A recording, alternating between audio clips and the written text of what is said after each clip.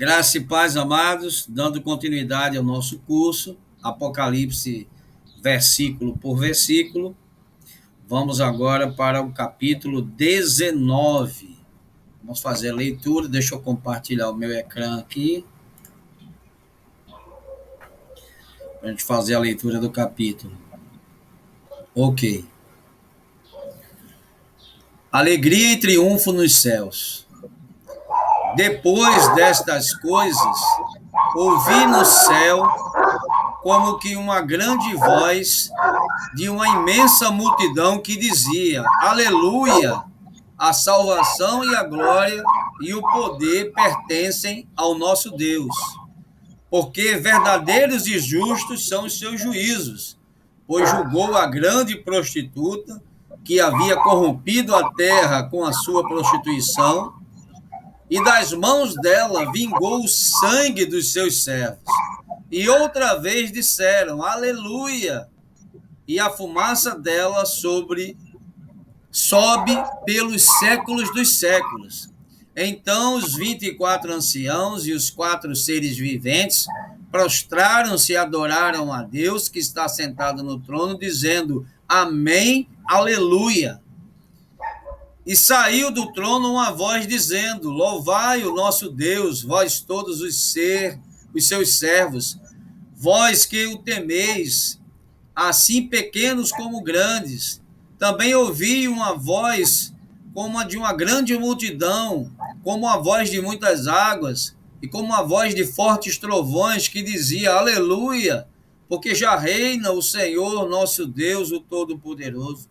Regozijemo-nos e exultemos, e demo-lhes a glória, porque são chegados as bodas do Cordeiro, e já a sua noiva se preparou.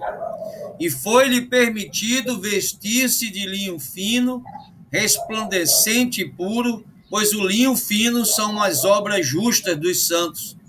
E disse-me: escreve, bem-aventurados aqueles que são chamados à ceia das bodas do Cordeiro. E disse-me ainda: estas são as verdadeiras palavras de Deus. Então me lancei a seus pés para adorá-lo, mas ele me disse: olha, não faças tal, sou conservo teu e de teus irmãos, que têm o testemunho de Jesus. Adora a Deus, pois o teu testemunho de Jesus é o espírito, pois o testemunho de Jesus é o espírito da profecia. E vi o céu aberto, e eis um cavalo branco, e o que estava montado nele chamava-se Fiel e Verdadeiro, e julga a peleja com justiça.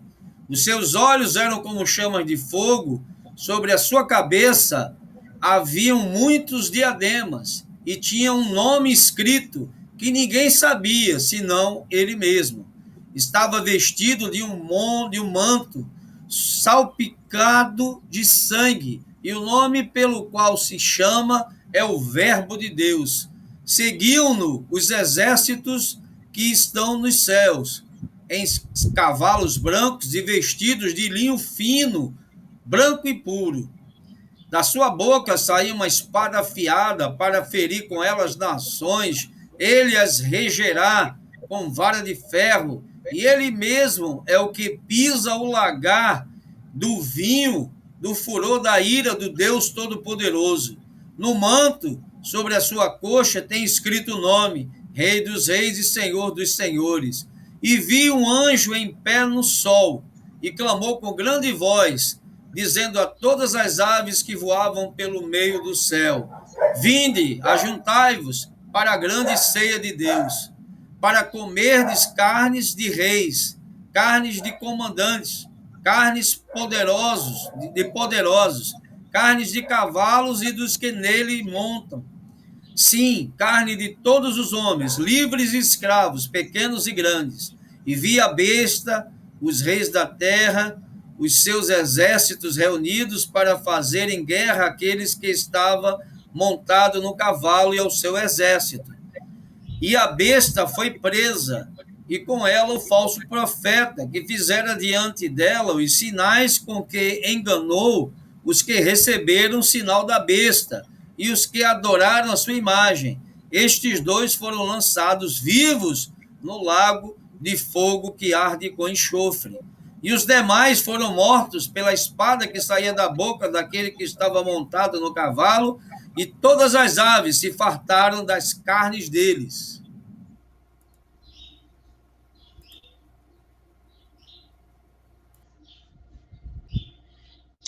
Terrível e maravilhosa visão.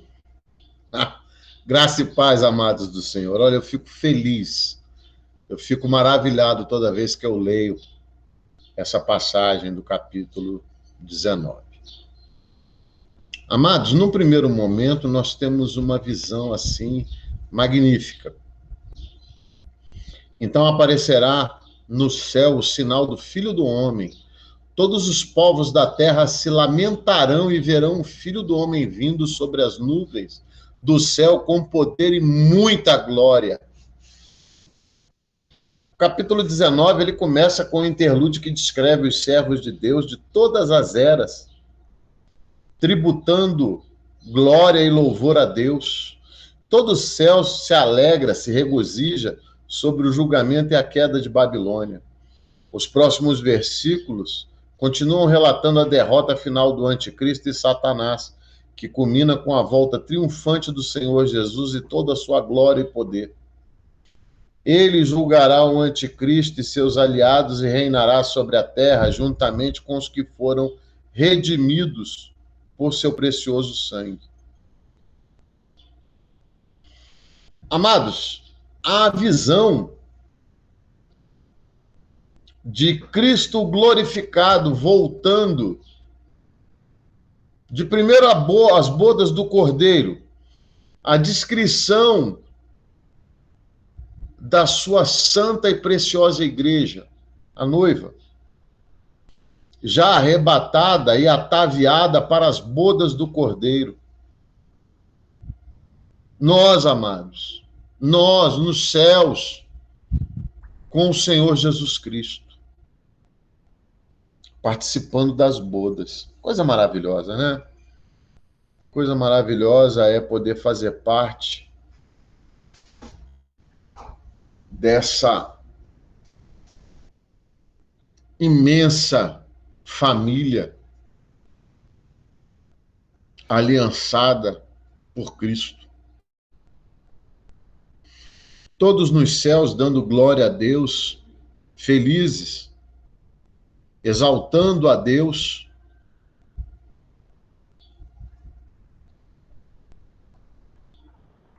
Dai louvores, os pequenos e os grandes. Amados, aqui não se trata de tamanho. Amém? Aqui não se trata de tamanho, se trata de humildes e poderosos. Todos, sem qualquer distinção, sejam homens, ricos ou pobres, de todas as origens. Uma voz como de numerosa multidão. É interessante que, embora numerosa, só se ouve uma voz, em um único tom, porque nos céus haverão louvor perfeito. Olha que coisa maravilhosa. Vê aí um grande tenor, né? Como é que era o nome dele, Mário? Pavarotti, é isso? É. Vocês imaginem um céu onde só tem o Pavarotti, ó, com aquela voz linda. Que lá o nosso louvor será perfeito. E a centralidade do louvor sempre será Deus.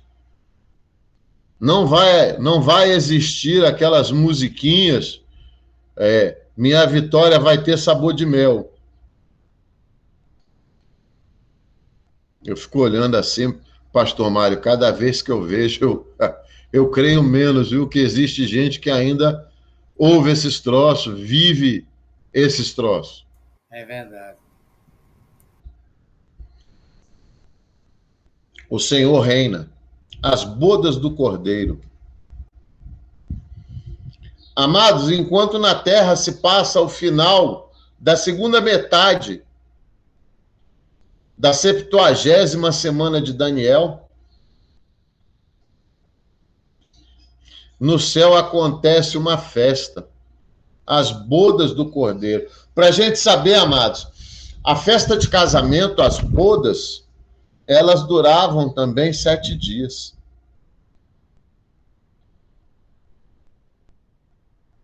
Tremendo, né?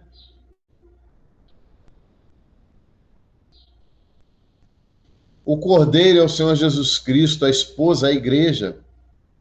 A si mesma já se ataviou, a si mesma se santificou, a si mesma se preparou para o encontro nos céus com o Senhor Jesus. Lhes foi dado vestir-se de linho finíssimo, resplandecente e puro, sinal de pureza e de santidade plena. Amados, esse corpo que nós temos hoje, ele será transformado. Nós teremos corpos iguais ao de Jesus. As nossas obras aqui na terra, obras de justiça que nós fizemos, após a nossa conversão, as obras de misericórdia, isso tudo, amados, será levado em conta, porque a nossa obra não é vã no Senhor.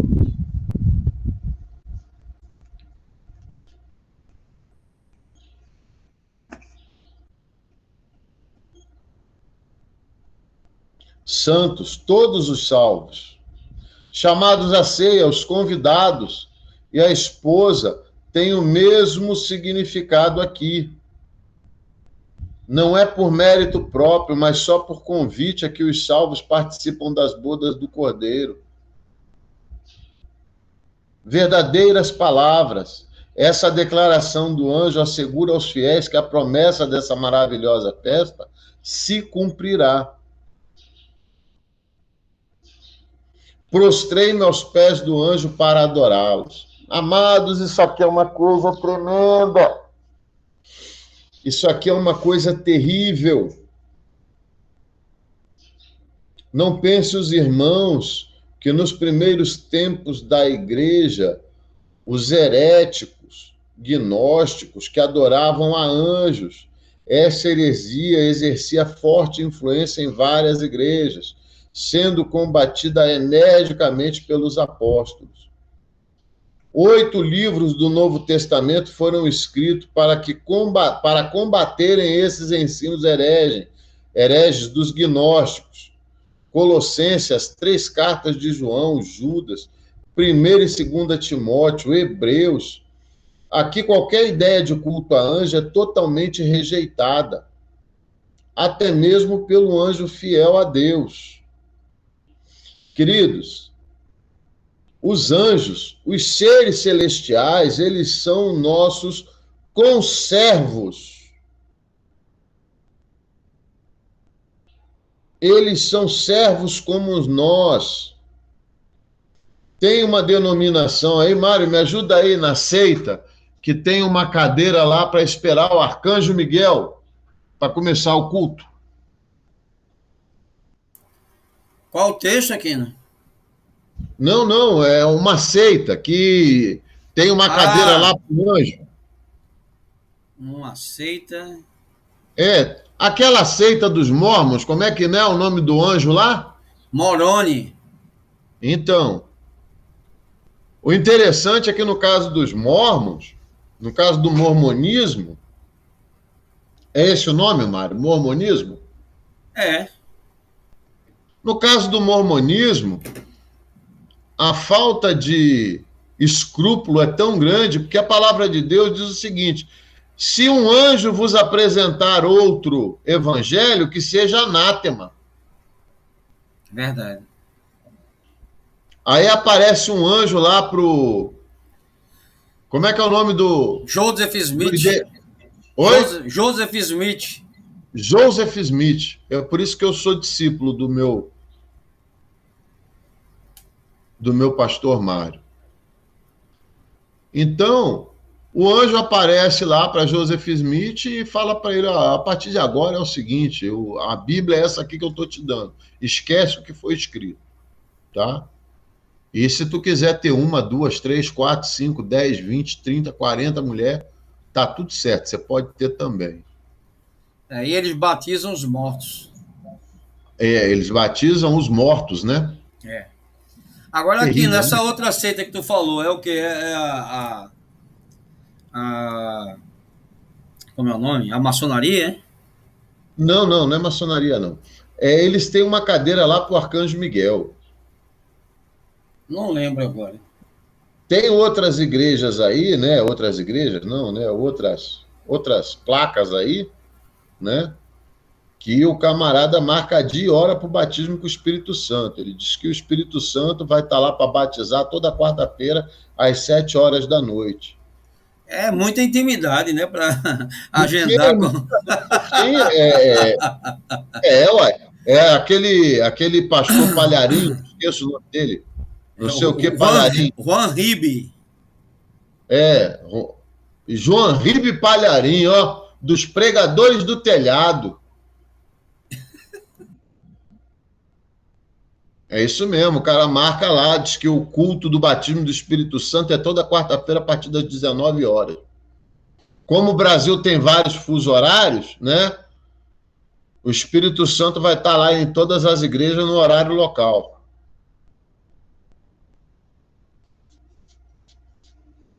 E a gente vai, aqui o anjo, Misericredo. misericredo. Aqui o próprio anjo fala para João: faz isso não, João. Ô, João, faz isso não, João. Eu sou igual tu. Nós dois somos servos do Deus vivo. Faz isso não. Adoração só a Ele.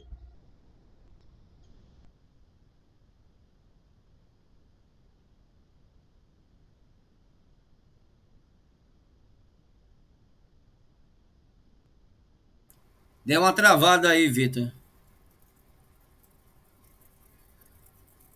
Vê o áudio aí. Tá sem áudio.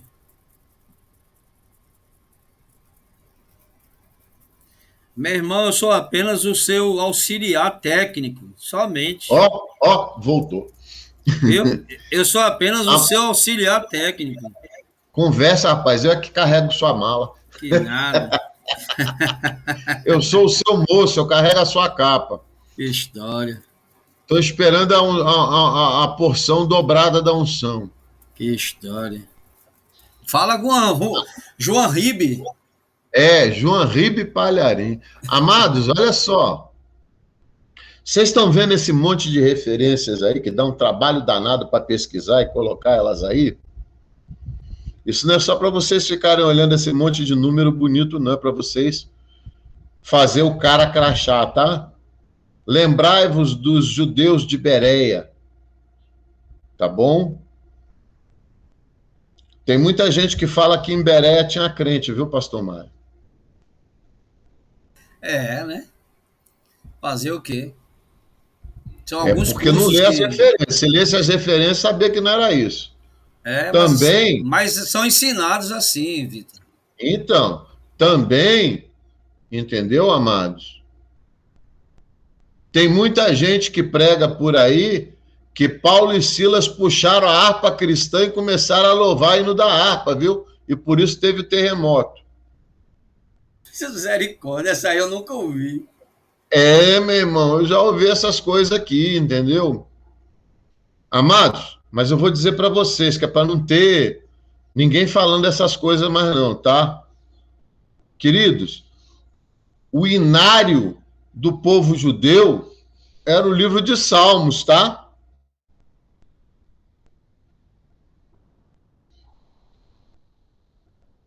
O inário do povo judeu era o hino de Salmos. E não existia papel naquela época para o pessoal andar com livrinho, não, viu?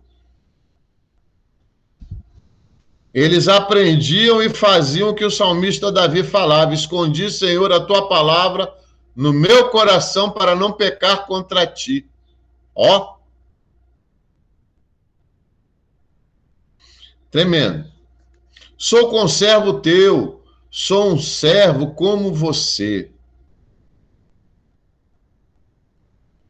que mantém o testemunho de Jesus, que tem fé em Cristo e o sangue, adora a Deus. O testemunho de Jesus é o espírito da profecia. Todo o propósito fundamental da Bíblia é testificar e apontar para Jesus Cristo. Cristo e sua redenção são a essência de todas as profecias e promessas da Escritura. Jesus é o centro e propósito maior de toda a revelação de Deus. Aí, amados, aí eu vou dar uma lapada doída, se o meu pastor Mário me permitir. Irmão, não canta mais não, você é raridade, tá? Faz favor para Papai do Céu.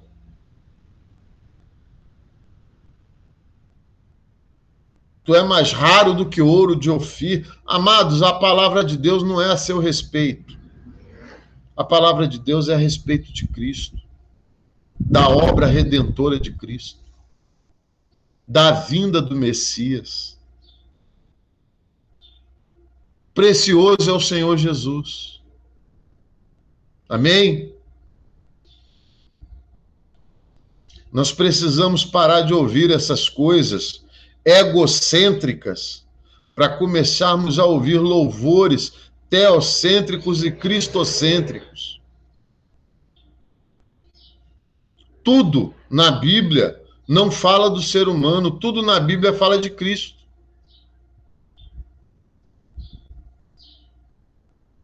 Amém, queridos? Chama até o pastor Mário a fazer uma consideração, se ele quiser, acerca disso, sabe? Acerca da centralidade das Escrituras, sobre a centralidade do nosso louvor, da nossa adoração, porque nós não devemos adorar a criatura, nós devemos adorar ao Criador. Eu acredito, pastor Vitor, que você já colocou bem aí, não há necessidade de nenhum acréscimo.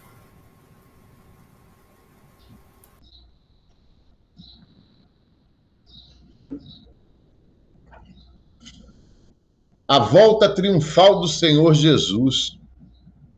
Amados, essa é a terceira, hein? Amém? Vamos contar nos dedos? Vinda do servo sofredor na plenitude dos tempos.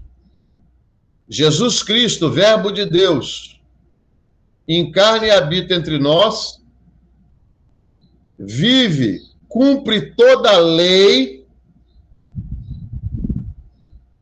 e se torna o único, suficiente e agradável holocausto ao Deus Pai Todo-Poderoso.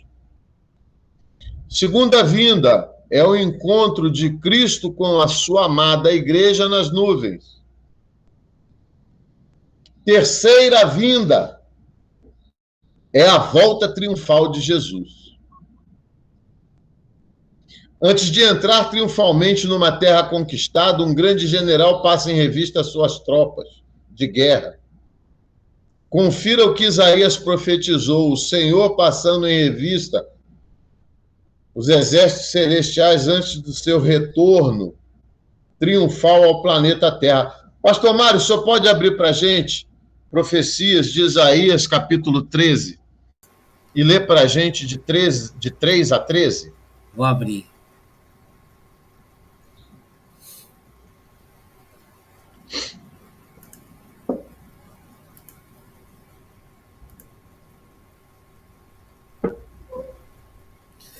E eu dei ordens aos meus consagrados, sim, já chamei os meus valentes para executarem a minha ira, os que exultam arrogantemente. Eis um tumulto sobre os montes, como os de grande multidão. Eis um tumulto de reinos, de nações congregadas. O Senhor dos Exércitos passa em revista o exército para a grande guerra. Está tendo aquele retorno, Vitor, aí.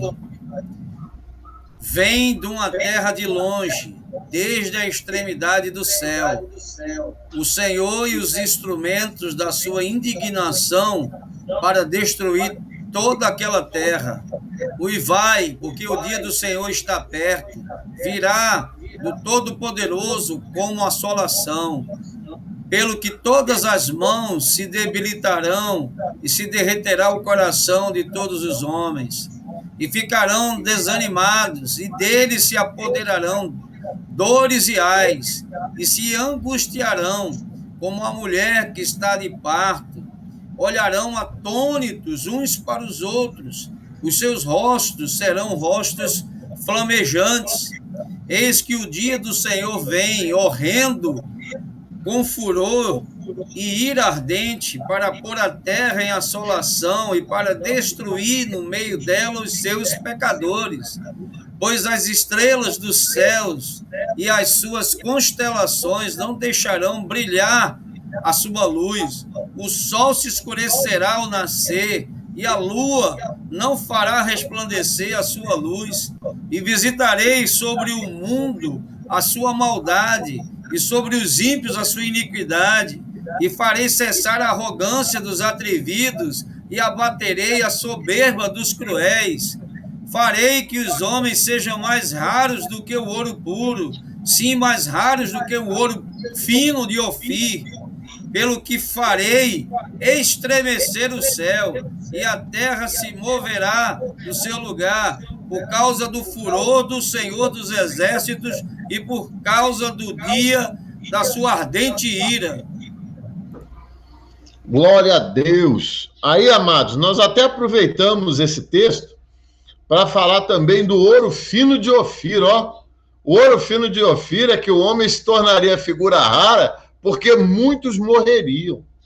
Tem nada a ver o que o texto traz sobre o ouro fino de Ofir, sobre o tal louvor.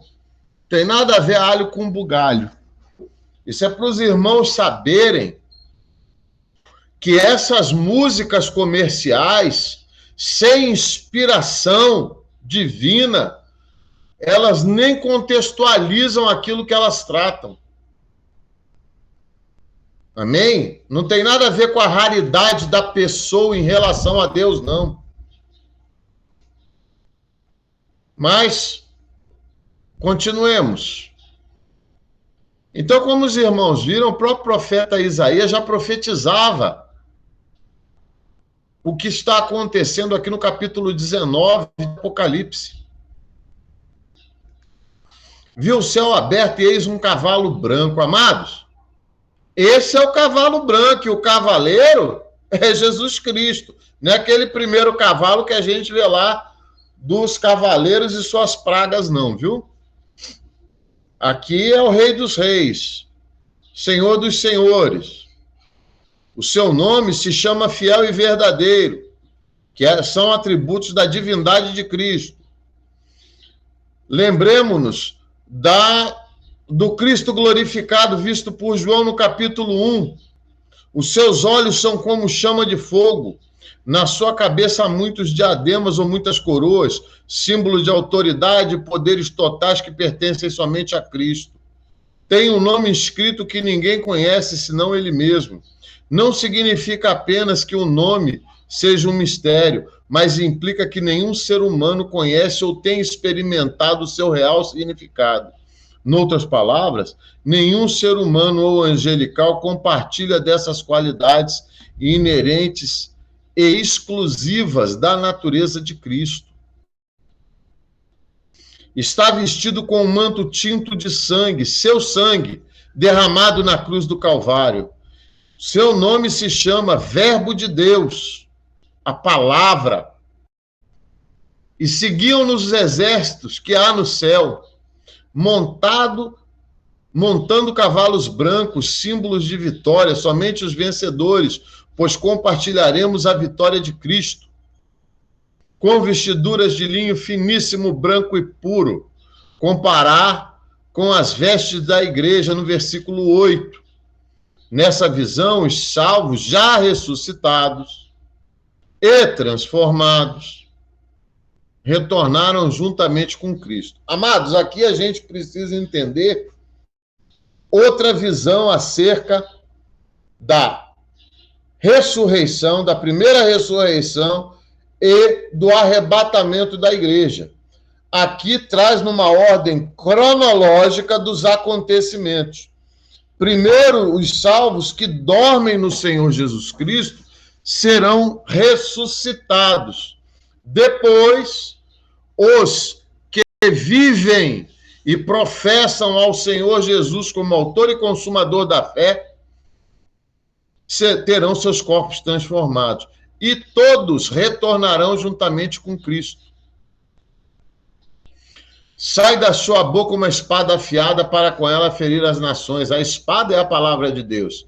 Cristo julgará o mundo de acordo com a sua palavra. Eita, amados! Quem comigo não ajunta, espalha. Ele mesmo regerá as nações, regerá com cetro de ferro, com autoridade. Pessoalmente pisa o lagar, Cristo executará o seu juízo pessoalmente. Amados, para vocês terem uma noção, se o pastor Mário puder puxar aí no nosso Dr. Google, a imagem de um lagar. Lagar é um tonel onde se pisa. Se pisavam as uvas para a produção de vinho. Hoje é uma coisa mais elaborada. Mas ainda se usam lagares na Itália, aqui no Rio Grande do Sul também. Olha só como é que são os lagares, vocês estão vendo? Isso é um lagar.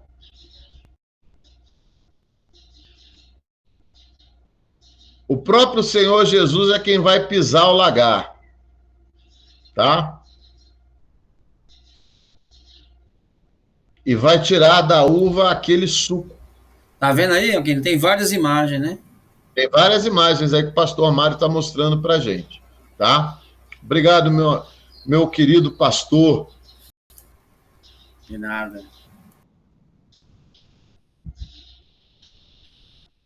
Tinha no manto e na coxa um nome escrito entre os gregos. Era comum que um guerreiro famoso trouxesse sobre sua coxa e manto o título que tinha direito. Aves. Amados, não é Vitor? comum Vitor, na península... Só um detalhe aqui, nesse verso 16, que algumas pessoas querem justificar a questão da tatuagem, que Jesus tinha uma tatuagem na perna com um nome. Não tem nada a ver com tatuagem aqui o texto. Não. Tem não. Jesus, é bom lembrar que Jesus não vinha com as coxas de fora, viu? Ele estava vestido com um manto. Tá? Nós não devemos querer justificar as nossas atitudes e querer dizer que não, isso aí é de Deus, não é de Deus. Amado, na Bíblia inteira não tem nada contra a tatuagem. Também não tem nada a favor. Tá? O grande problema das tatuagens é o risco de se contrair uma hepatite C. Tá? É o risco de você cometer um ato de idolatria quando você tatua o rosto em memória de alguém. Não fará para si imagem ou semelhança do que há em cima nos céus, na terra e embaixo da terra, e embaixo no mar. Amados, idolatria é como pecado de feitiçaria, tá? Não, mas não, é só uma lembrança. Cuidado com aquilo que a gente faz e cuidado com aquilo que a gente perpetua na nossa pele, né? Não é isso, pastor Mário? Exatamente. Amados, não é comum na Península Arábica urubu. A ave carniceira lá costumam ser os corvos.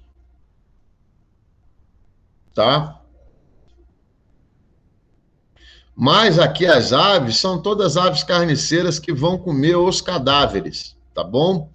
Da grande batalha do Armagedon, aonde Cristo e o seu exército celestial vencem o anticristo, o falso profeta, e, por consequência, Satanás. Aqui é algo interessante, amados, que nós devemos falar. Vocês sabem quem inaugura o Lago de Fogo? Porque no capítulo 19 o Lago de Fogo é inaugurado. Os primeiros ocupantes do Lago de Fogo são o anticristo e o falso profeta.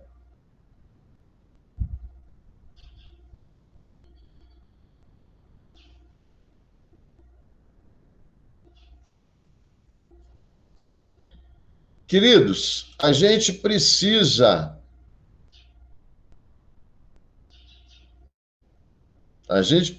entender, né, que eles serão os primeiros, vão inaugurar, para ficar legal.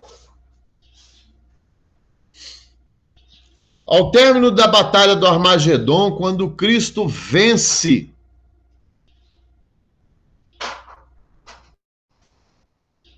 falso profeta e o anticristo, são lançados no lago de fogo. Aqui houve um erro de digitação, tá? Não é o inferno, não. Tá bom? É o lago de fogo mesmo. O inferno também vai ser lançado no lago de fogo. Nós vamos ver isso à frente. Tá bom? O Satanás será preso e selado, e ele vai ficar preso por 1000 anos.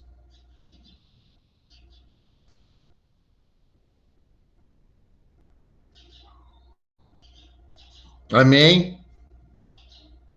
Corrigido. Então, amados, nós vamos até aí, que o Senhor nos abençoe, tá? Que o Senhor nos abençoe e nos guarde, e que nós possamos guardar no nosso coração,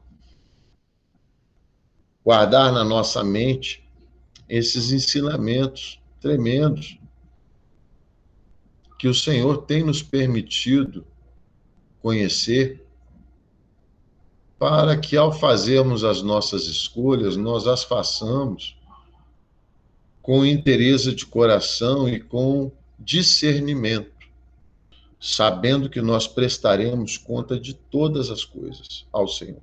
Amém? Que Deus abençoe a todos e até a próxima aula.